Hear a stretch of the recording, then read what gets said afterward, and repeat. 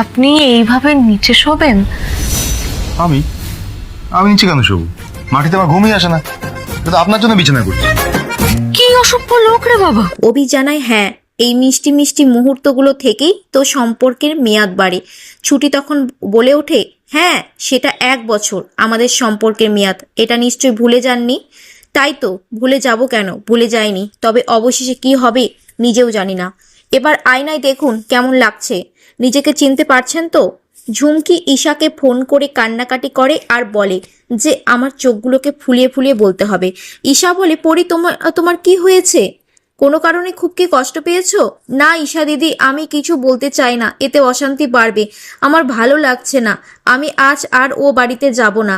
ঠাম্মি ভাবি ঠাকুর আমার পরিদিদি ভাইকে আর কত কষ্ট দেবে। অভি বাড়িতে এসে বলে, ঠাম্মি দেখো আমার বউকে দেখতে কত মিষ্টি লাগছে, তাই না? ছুটিকে শতরূপা বলে, কারো নজর যেন না লাগে তোমার ওপর। ইন্দ্রকে ঘাড় মোটকে দেয় অভি আর বলে, তোকে কে বলেছে এই ফুলসজ্জার খাট সাজাতে? সবকিছু তো তুই জানিস।